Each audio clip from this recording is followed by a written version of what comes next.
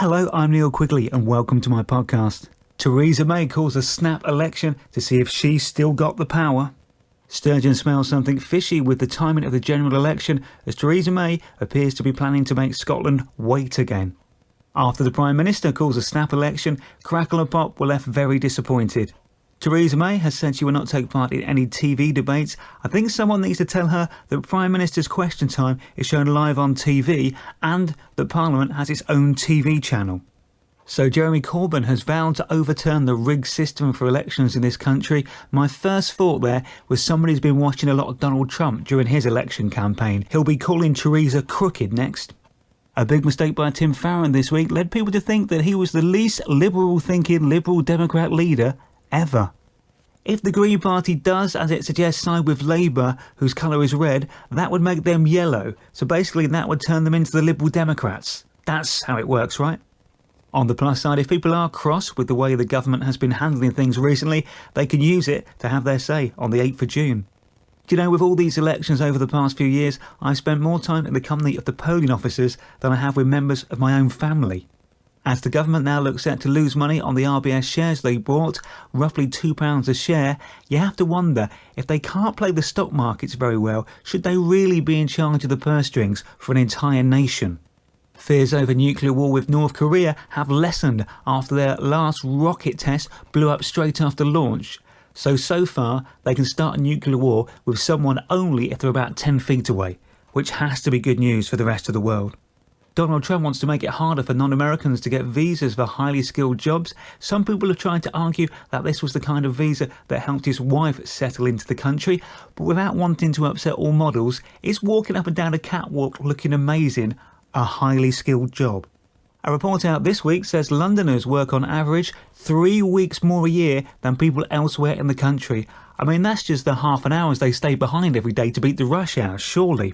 Cycling to work, they reckon, will halve the risk of heart disease and some cancers, but then again, if you live in a big city, it will probably double the risk of lung cancer with all the pollution around. In hindsight, when Prince Harry went to a fancy dress party as a Nazi, maybe we should have questioned then how he was dealing with his mother's death. Lady Gaga and Prince William have a Skype chat about mental health issues, or that's at least what he told his wife when she walked in the room and caught them. Victoria Beckham receives an OBE for services to fashion, and I would also like to think for services to singing, by stopping doing it and moving into fashion. Ed Sheeran is to appear on Desert Island Discs. Surely with his pale complexion and his hair colour, a hat and sunblock will have to be his two luxury items. Ed has also confessed this week that when he tried to get the name of one of his current songs tattooed on his arm, it was spelt wrong. So instead of Galway Girl, he has Galway Grill on his arm, which to be fair sounds like a great name for an Irish kebab shop.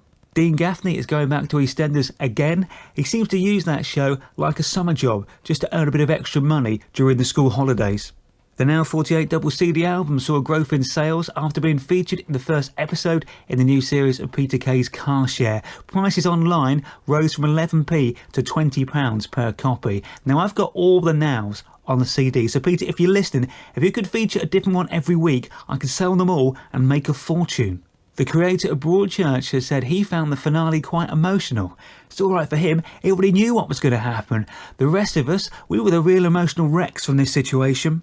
The first pictures of the new Great British Bake Off lineup have been released. Despite using cakes to pose with, they did not do it Calendar Girls style, as nobody's impressed with a saggy bottom. Excitement this week as the new Star Wars trailer was released. It's 2 minutes long, and I'm not saying they're not giving much away, but the only thing I learnt from it is that it will be out sometime before Christmas. It's the London Marathon this weekend, to which my knowledge is the only sporting event where a rhino could overtake a Teletubby while a former Olympic athlete interviews Fireman Sam. It's brilliant, I love it. Ronnie O'Sullivan is unhappy with the way snooker bosses are treating him. Seems to me that he has been playing the game for a long time and maybe he could do with a decent break to cheer himself up. Leicester City were knocked out of Europe this week after Atletico Madrid shut the English side out and did not let them breach their defences, triggering Article 50. So in rugby, a Dragon is going to captain the Lions against the Kiwis in Lamb Country. That's going to be carnage. Andy Murray suffers a shock defeat in Monte Carlo. Personally, I think it's always a gamble going there. Serena Williams was 8 weeks pregnant when she won her last Grand Slam in Australia. I'm surprised she didn't take further advantage of the situation and then to the doubles at the same time. That's all for this week. Thank you very much for listening. Have a fantastic 7 days. I'll speak to you next week.